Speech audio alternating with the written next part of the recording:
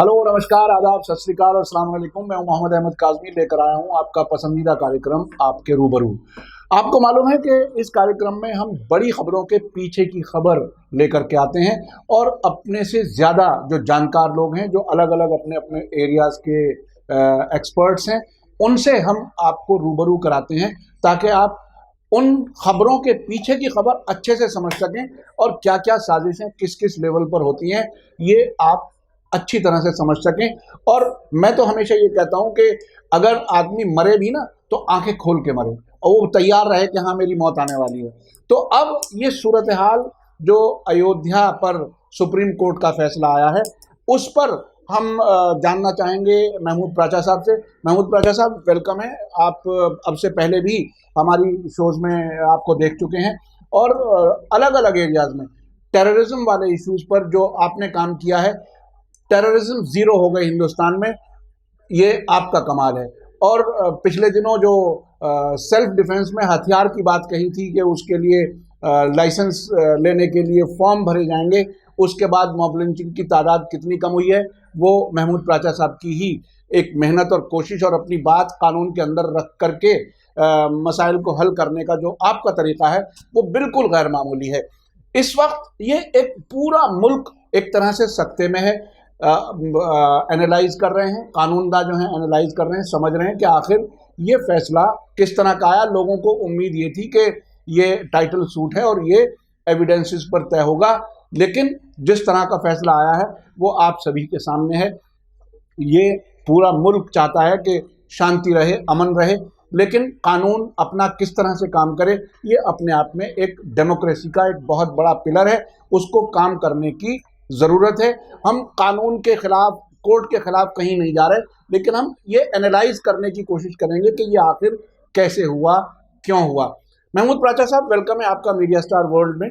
आप ये बताइए कि ये मुल्क की आज़ादी के बाद एक तरह से बहुत ही एक तरह से डिसाइसिव मूवमेंट है और बहुत बड़ी तब्दीली की तरफ एक शुरुआत महसूस हो रही है।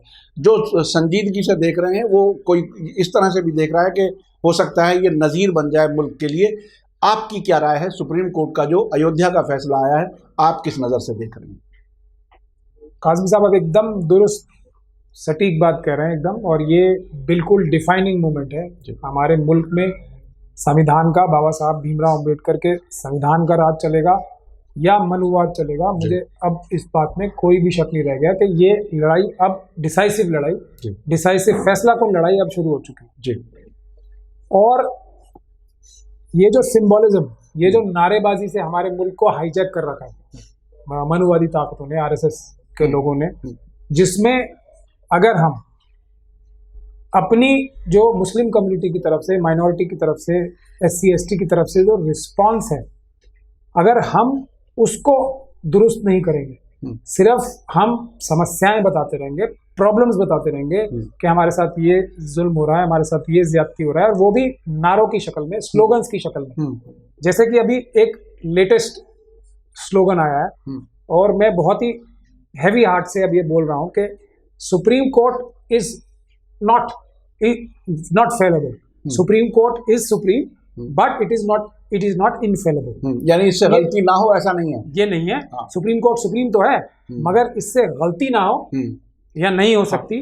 गलती करने के लिए ये भी लायक है, गलती कर सकता है। ये एक नारे की शक्ल में पूरी दुनिया में फैला दिया गया है और ये इतना जबरदस्त नारा साबित हुआ है कि इसके बाद हम हकीकत से ही नजरें उठाकर इसी नारे को सब लोग बोलना शुरू कर दें। क्या यानी हम इंसाफ की उम्मीद ना करें और गलती मान करके जिंदगी आगे चलाएं, गलती मानकर जिंदगी आगे चलाएं, और ये हो जाए कि इस सूरत हाल से कोई राह निकलने का कोई वजह ही नहीं है और हम सिर्फ प्रॉब्लम बताते रहें, उसका कोई सलूशन हमारे पास नहीं है। हम नारों की शक्ल में प्रॉब्लम्स बताएं कि हम मर रहे हैं, हम पिट रहे हैं, हमारे साथ तासुब हो रहा है और हमारे साथ ये।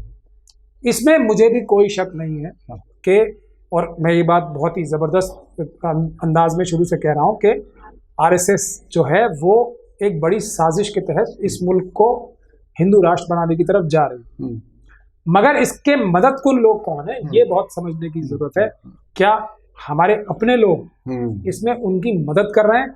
अगर हम इस बात का फैसला नहीं करेंगे आज भी, तो हम उसी गलत डायरेक्शन में बढ़ते रहेंगे जिसमें बढ़ना चाहिए। तो मैं पहले तो आपको ये बताता हूँ, मैं तनकीद करना चाहता हूँ पहले सुप्रीम कोर्ट के इस फैसले पर जी, और बहुत जबरदस्त तनकीद मैं कर भी रहा हूँ और आपके माध्यम से भी करना चाहता हूँ कि सुप्रीम कोर्ट ने ये फैसला दिया है। अब मेरे जो कॉन्स्टिट्यूशनल जिम्मेदारी है एक सिटीजन की हैसियत से, वो ये है कि मैं इसे मानूं, चाहे मुझे पसंद है या नापसंद है। जब तक ये जजमेंट एग्जिस्ट करती है, इसको ओवर रूल नहीं किया जाता या निरस्त नहीं किया जा रहा था, तो मुझे मानना मेरी कानूनी जिम्मेदारी है और मैं मानूंगा। मगर क्या मैं इससे खुश हूँ? तो हरगिज नहीं। क्या मैं इससे संतुष्ट हूँ? हरगिज नहीं। क्या मुझे इसके ऊपर तनकीद करनी चाहिए, अपना गम गुस्सा जाहिर करना चाहिए? बिल्कुल हाँ। ये बहुत इंपॉर्टेंट एकदम करना चाहिए, पूरी ताकत से करना चाहिए। मैं एक स्टेप और आगे लेना चाहता हूँ। जो हमारे मुल्क का निज़ाम है, जो जुडिशियल प्रोनाउंसमेंट्स आती हैं, ओपन कोर्ट है हमारे यहाँ। जो ओपन कोर्ट का जो बुनियादी निज़ाम है वो इसलिए है कि जजेस जो हैं वो भी अपनी जजमेंट्स इस तरह दें कि दुनिया उन्हें देख रही है और उस पर वो तनकीद करेगी। Justice should also be seen to have been done, not just done. तो इसकी बुनियादी वजह यह है कि जजों को भी अपने दिमाग में ये होना चाहिए कि पूरी दुनिया हमें देख रही है और हमारी बात को तनकीद करेगी, अच्छा या बुरा कहेगी, हमारी जो लिखी गई जजमेंट है उसको। तो मैं इस रूल ऑफ लॉ के मानने वाले हर एक तालिब इल्म और हर एक जो आदमी इंसाफ पसंद है, मैं उस हर एक सिटीजन और दुनिया के हर एक उस बाशिंदे की ये जिम्मेदारी समझता हूँ कि जजमेंट के ऊपर अगर वो कोई आपको लगता है कि सही जजमेंट नहीं है, उस पर तनकीद करना जिम्मेदारी है। अगर आप नहीं करेंगे तो आप कॉन्स्टिट्यूशन के लिए जो आपकी जिम्मेदारी है, तनकीद ना करके अपनी जिम्मेदारी पूरी ना करेंगे, आपको जिम्मेदारी पूरी करनी चाहिए। अच्छा, कहीं कहीं माफ कीजिएगा, कहीं क्या ऐसा महसूस होता है कि जो मुल्क के हालात हैं, जो एक तरह से कम्युनल पैशन को ज़्यादा बढ़ाया गया है और दो कम्युनिटीज़ को आमने सामने एक तरह से खड़ा कर दिया है, ऐसे में एक तबका है वो ये समझता है कि शायद चलिए अच्छा हुआ, मुल्क में शांति तो रही, अगर दूसरा होता तो शायद हमारी जीत होते हुए भी हम ना जीतते। तो जब इस सिचुएशन में ला खड़ा किया जाए किसी मुल्क को कि नाइंसाफ़ी को भी अपनी जान बचाने के लिए कबूल करने के लिए मजबूर हो जाएं और क्रिटिसाइज़ ना करें, जो आप कह रहे हैं उसको एनालाइज ना करें, उसकी प्रोज एंड कॉन्स में बात ना करें, तो ऐसी सिचुएशन में उन लोगों के लिए क्या मैसेज है आपका, ख़ास तौर पर वो लोग जो अपने आप को डिफीट में भी विक्ट्री देख करके और आंखें बचा करके निकलना चाहते हैं इस मौके से? ये उसमें से कई गिरोह हैं और मुझे अगर आप अपनी बात खत्म करने दें तो ये वाला पॉइंट में पूरा आ ही रहा था। कल्मिनेशन इस पे है क्योंकि ये बड़ी साजिश का हिस्सा, एक ये महत्वपूर्ण हिस्सा है। जी। तो वो लोग साजिश का हिस्सा है, इसमें कई गिरोह हैं, मैं उस पर भी आऊंगा, लेकिन मैं अपनी बात वहीं से शुरू करना चाहता हूँ। तो अब कहने का मकसद ये है कि जब ऐसे हालात हैं तो सवाल अब ये उठ के आता है कि हम तनकीद ना करें तो हम गलत काम कर रहे हैं अपने संविधान के साथ। जी। जो है मैं एक तरह से नाइंसाफी कर रहे हैं, बाबा साहब भीमराव अंबेडकर के साथ हम नाइंसाफी कर रहे हैं। तो तनकीद करना हमारा जजमेंट्स के ऊपर हमारी जिम्मेदारी है, सिर्फ हमारा हक नहीं है, हमारी जिम्मेदारी है। जिसको लोग कंटेम्प्ट ऑफ कोर्ट समझ करके बिल्कुल नहीं, कंटेम्प्ट ऑफ कोर्ट नहीं होगा। आप जितनी हो सके अपने गम गुस्से का इजहार करें इस जजमेंट के खिलाफ और उसको पढ़ें और पढ़ के तनकीद करें। आप लोगों को समझ में आएगा कि इस जजमेंट में क्या क्या खामियां है। उस जजमेंट को क्रिटिसाइज करें, जजेस को क्रिटिसाइज ना करें मेहरबानी करके, वो कंटेम्प्ट ऑफ कोर्ट होता है। कोर्ट को क्रिटिसाइज ना करें, कोर्ट की जो इंस्टीट्यूशन है उसको क्रिटिसाइज ना करें। जजेस की जो लिखी हुई इबारत है उसको, उसमें गलतियां निकालें, उसमें अपने गम गुस्से का कोई कंटेम्प्ट ऑफ कोर्ट वो करना आपकी जिम्मेदारी है। अगर आप नहीं कर रहे तो मैं ये कह रहा हूं कि आप अपनी जिम्मेदारी जो आईनी जिम्मेदारी है वो नहीं निभा रहे। आप एक अच्छे शहरी की जिम्मेदारी नहीं निभा रहे। जी। ये बहुत अहम बात मैं बता रहा हूँ। हर एक नागरिक, आमतौर पे हर आदमी ये बैठ जाता है कि सब कंटेम्प्ट ऑफ कोर्ट हो जाएगा, हम खामोश हो जाएं।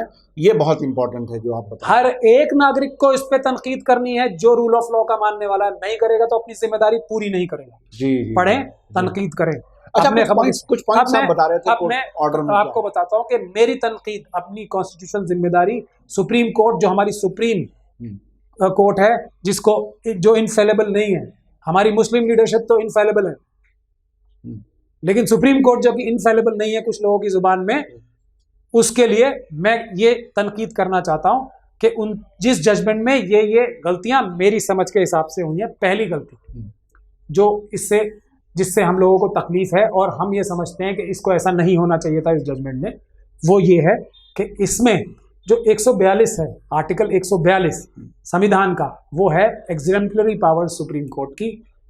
मतलब कुछ भी कर सकता है सुप्रीम कोर्ट उसमें, पार्लियामेंट को भी डायरेक्शंस दे सकता है, कानून बनाने का डायरेक्शंस दे सकता है, कुछ भी कर सकता है।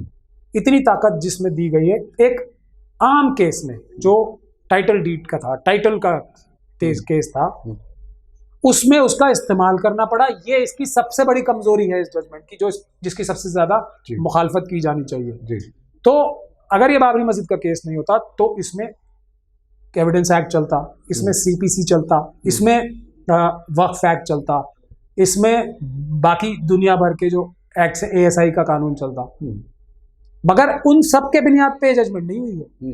ये हुई है 142 के बुनियाद पे जजमेंट। तो इसका मतलब ये सब कानूनों के हिसाब से इसमें फैसला नहीं आ पा सकता। यानी वो 142 जो है वो खास किस्म के जो इख्तियारात हैं वो इस्तेमाल किए गए, जो कुछ भी कर सकते हैं जज। तो वो खास केस एक नॉर्मल केस में, टाइटल डीड के केस में, टाइटल सूट में इस्तेमाल किया गया। तो ये अपने आप में इस बात को दिखाता है कि इसमें वो नहीं हुआ जो कि कानून के हिसाब से होना चाहिए था। जी। ये सबसे बड़ी तनकीद है मेरी इसकी।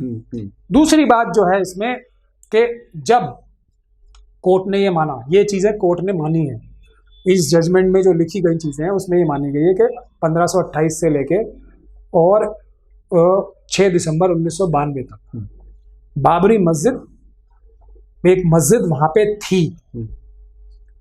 दूसरी शक्ल में ये कहा गया कि उसको उस मस्जिद में गैर कानूनी तौर पे मूर्तियां प्लांट की गई, रखी गई इल्लीगल तरीके से।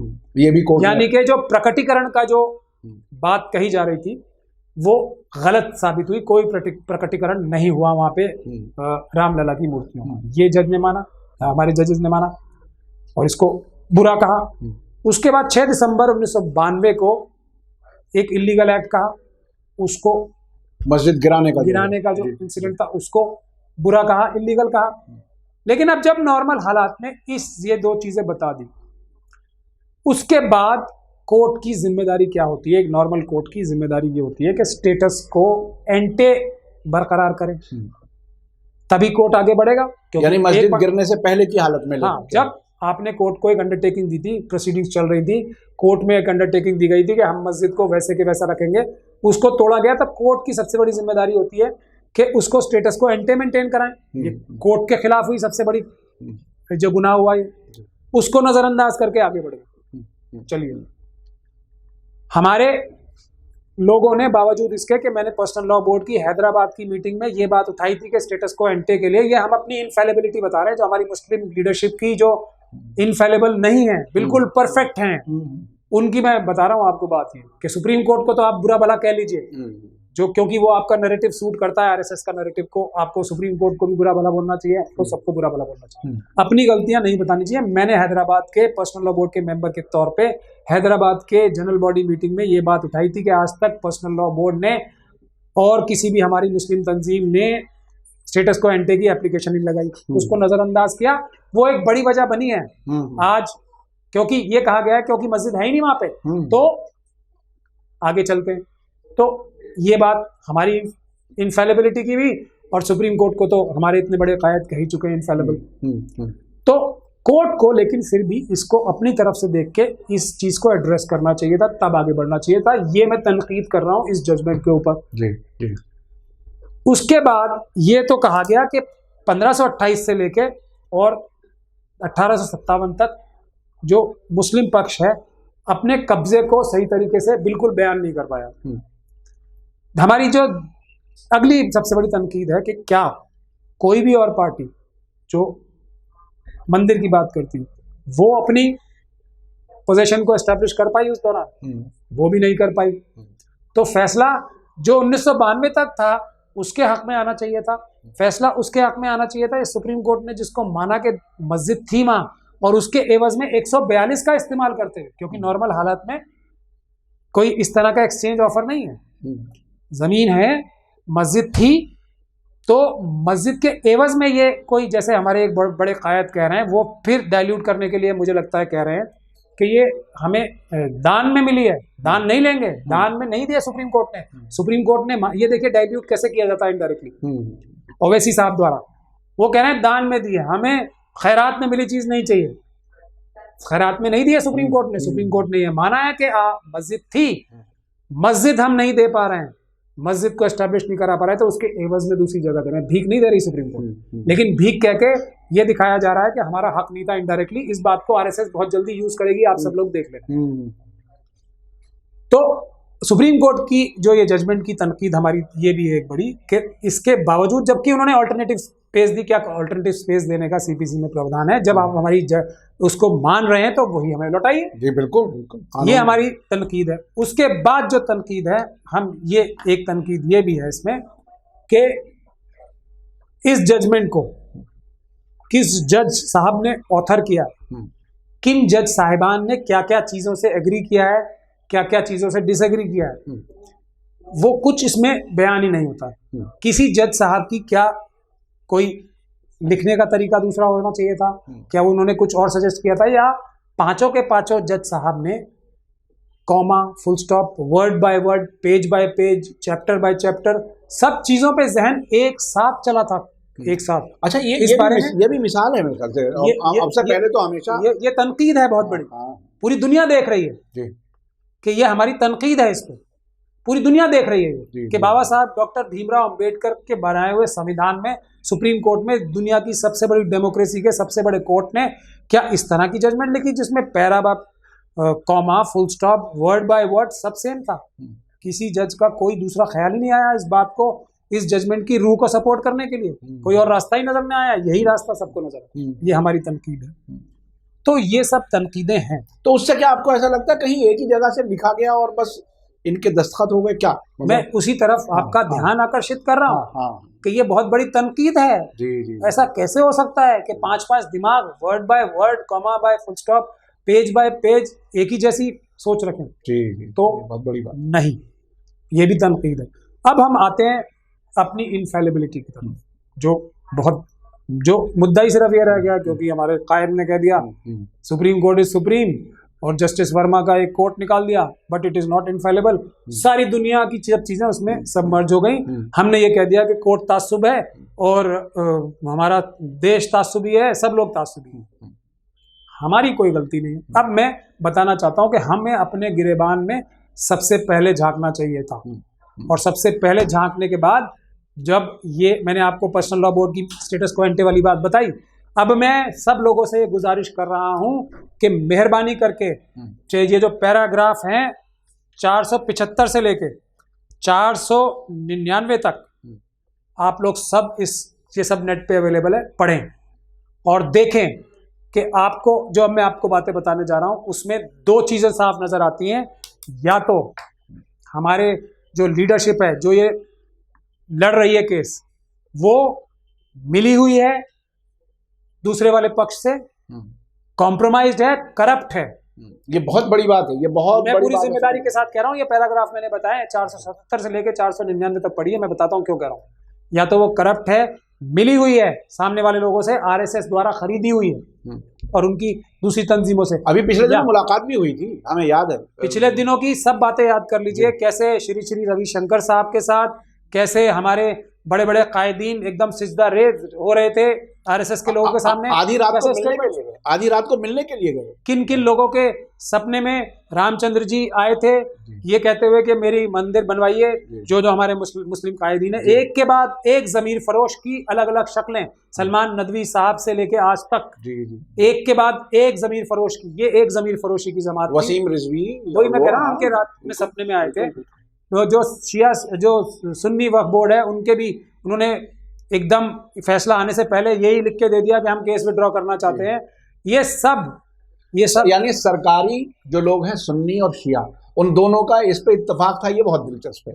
ये शिया वक्फ बोर्ड भी, सुन्नी वक्फ बोर्ड भी, ये असल में ये वक्फ बोर्डों के जो चेयरमैन हैं पूरे हिंदुस्तान में, आप देखिए, ये औकाफ को तबाह करने की इनकी जिम्मेदारी होती है। अक्सर तजर्बा ये है, और इस किस्म के फैसलों में वो क्या करते हैं वो आपके सामने। हद तक के बाबरी मस्जिद के फैसले में भी किस हद तक किस हद तक बदकारी का मुजाहिरा हो रहा है, आप लोग ये देख लीजिए। फिर हमारे बहुत सारे सोबर फेसेस भी आए कि उन्होंने बताया जो आप बात कह रहे थे कि क्या अगर आप केस जीत गए, मैं ज़मीर अहमद, जो हमारे जनरल ज़मीर अहमद साहब हैं जिन्होंने ज़मीर फरोशी की, वो ज़मीरुद्दीन नहीं रहे, ज़मीर फरोशुद्दीन हो गए।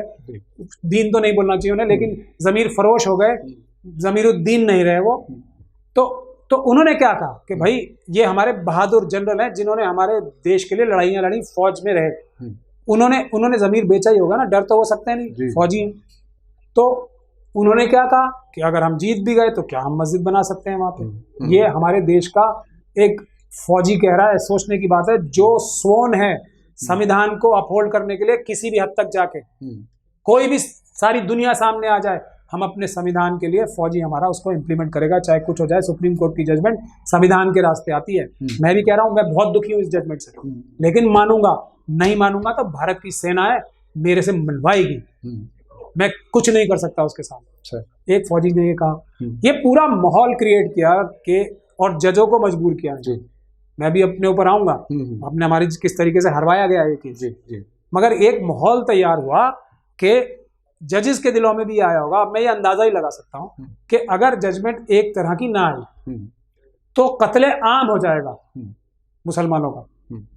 तो उसको बचाने के लिए क्या ये एक रेजोल्यूशन वाली जजमेंट आई है, डिसीजन वाली जजमेंट नहीं आई, ये भी हो सकता है। एक ऐसा माहौल ही क्रिएट किया गया था कि ये हो जाएगा, वो हो जाएगा, और वो लोग तो ये कह रहे हैं, हालांकि लॉ एंड ऑर्डर तो हुकूमत की जिम्मेदारी है। मैं कह रहा हूँ संविधान को अपहोल्ड करना, फौज है हमारी, एयरफोर्स है, नेवी है, आर्मी है, किसी की मजाल है जो संविधान के सामने खड़ा हो जाएगा, सुप्रीम कोर्ट के ऑर्डर के सामने खड़ा हो जाएगा, किसी की मजाल है कोई हो। तो वो माहौल तैयार किया गया, एक पूरा नैरेटिव तैयार किया गया, ये बताया हमारे लोगों ने सिजदारे हो के मुस्लिम कम्युनिटी में कोई गमो गुस्से का इजहार ही नहीं होगा, कोई सब खुश हो जाएंगे, सब ने वेलकम किया। सारे बाबरी मस्जिद की जगह पहले कहना शुरू किया हमारे खुद कायदीन ने डिस्प्यूटेड स्ट्रक्चर, उसके बाद कहना शुरू किया राम मंदिर, हमारे स्वयं के लीडरों ने।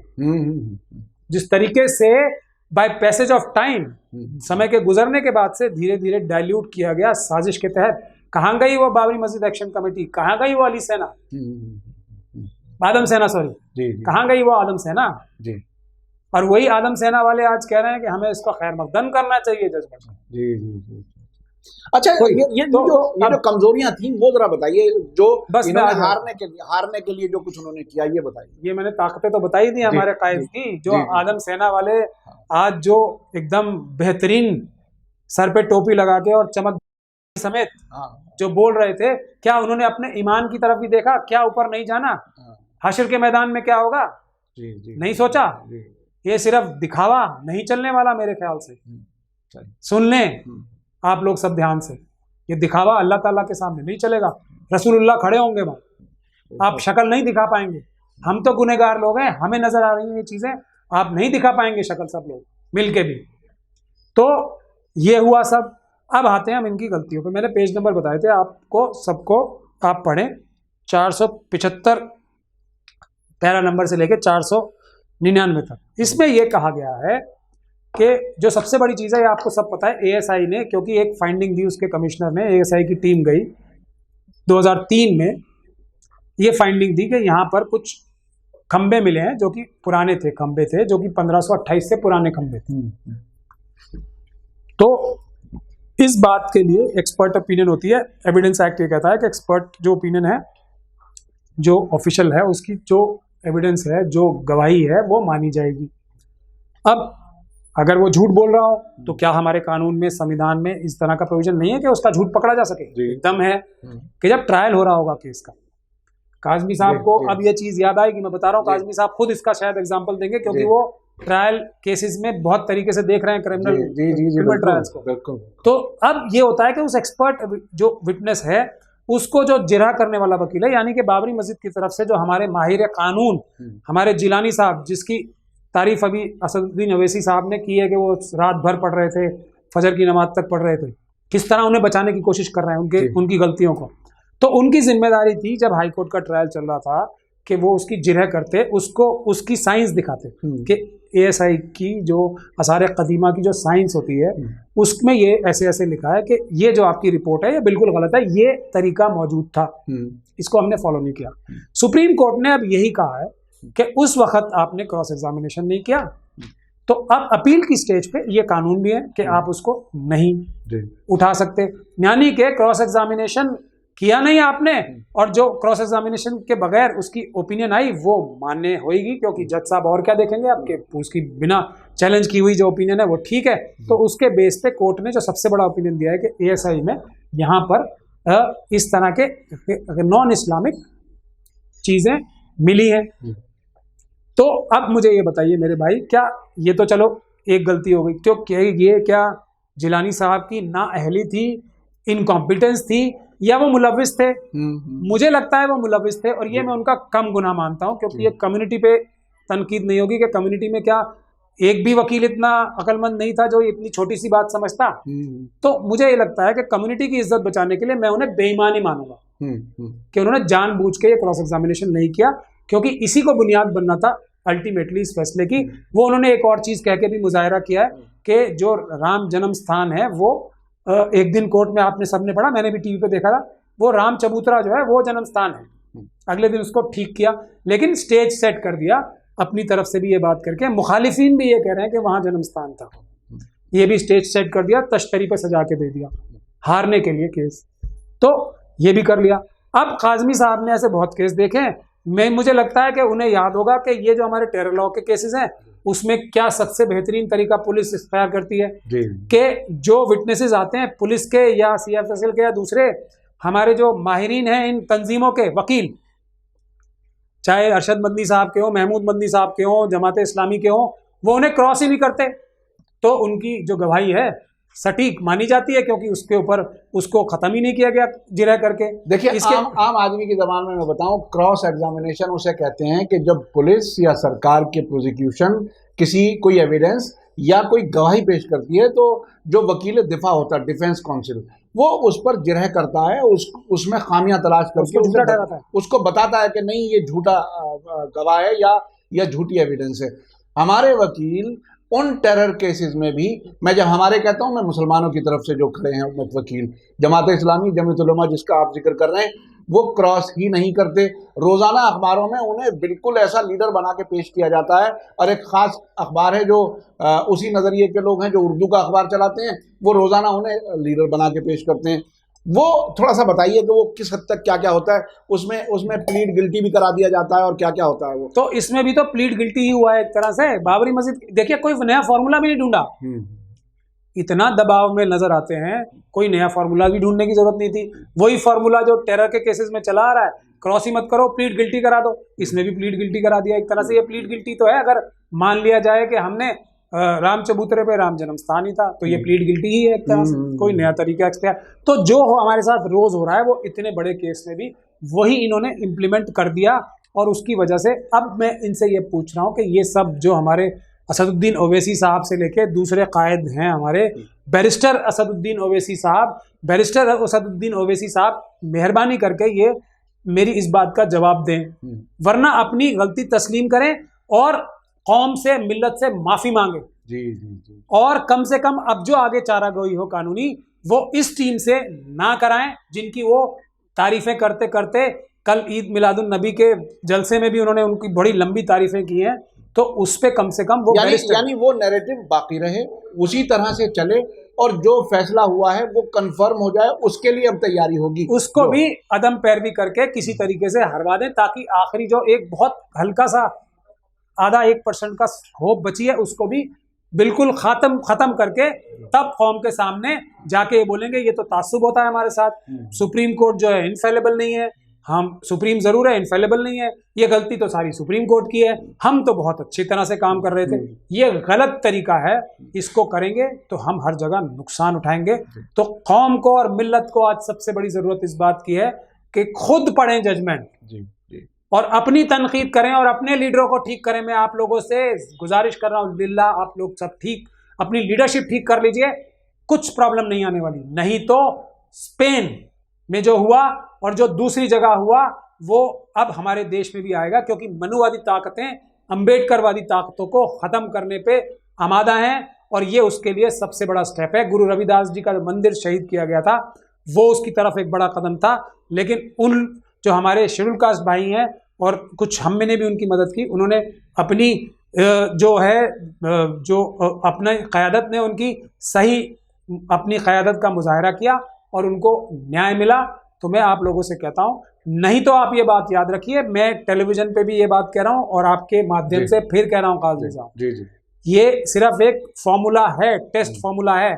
जो सबसे बड़ा नुकसान इस चीज से हुआ है कि ये 5 सुप्रीम कोर्ट के जजेस वाली बेंच है, इसको जब तक कोई इससे बड़ी बेंच निरस्त नहीं करेगी ऑर्डर को, जब तक ये लागू होता है, तो इसी तरीके से जो फेथ की बुनियाद पे जो कहीं भी आस्था बताकर मीडिएशन की बुनियाद पर, मीडिएशन के तर्ज पे काशी, मथुरा और हजारों मस्जिदें हैं, आप लोग जान लें ये बात। और विश्व हिंदू परिषद वाले, आरएसएस वाले दोनों, मोहन भागवत साहब से, आलोक कुमार साहब से ये पॉइंटेड सवाल किए गए थे, सहाफियों ने किए थे, दोनों ने उसका कोई जवाब नहीं दिया, मना नहीं किया है। ये कहा है कि सिर्फ अभी हमारे एजेंडा पे ये है, अभी हमारी प्लेट जो है भरी हुई है कामों से, हम इस बारे में कुछ नहीं बोलेंगे। बल्कि उनके जो दूसरे बोलने वाले हैं वो बोल रहे हैं कि हम क्यों नहीं करेंगे फाइल केस। बिल्कुल बिल्कुल। तो मैं आप लोगों को वार्न कर रहा हूँ, सबसे बड़ा खतरा हमारे अपने कायद हैं, हमारा रिस्पॉन्स है, जो हम इन मुसीबतों में एक रिस्पॉन्स देते हैं। जब तक वो ठीक नहीं होगा, मैं नहीं समझता हम अपने संविधान को बचा पाएंगे, बाबा साहब भीमराव अंबेडकर ने जो अलख चलाई है उसको बचा पाएंगे। बहुत बहुत शुक्रिया महमूद प्राचा साहब, आपने बिल्कुल आंखें खोलने वाली बातें कही हैं। अब ये पूरे मुल्क को देखना है कि क्या मुल्क में कानून के हिसाब से चलेंगे, जो सेकुलरिज्म का ख्वाब बाबा साहब भीमराव अंबेडकर ने देखा था, क्या उस पर चलेंगे? क्या इस मुल्क को आज़ाद कराने के जो बड़े लीडर्स थे वो जो ख्वाब देखा था उस पर चलेंगे, या इस तरह से हमारी नाअहल कमज़ोर लीडरशिप और हारने के लिए मुकदमे लड़ने वाले लोगों का जो शौक़ है और उसी नैरेटिव को मदद करने वाले लोग हैं, क्या हम उनके पीछे चलते रहेंगे? ये एक बहुत बड़ा सवाल है, इस पर सभी को गौर करना है और मुल्क को आगे बढ़ाने के साथ साथ आपसी मेल मोहब्बत बाकी रहे, उस रास्ते पर मुल्क को ले जाना है। इसी के साथ मुझे दीजिए इजाज़त। धन्यवाद, शुक्रिया, जय भारत, जय हिंद।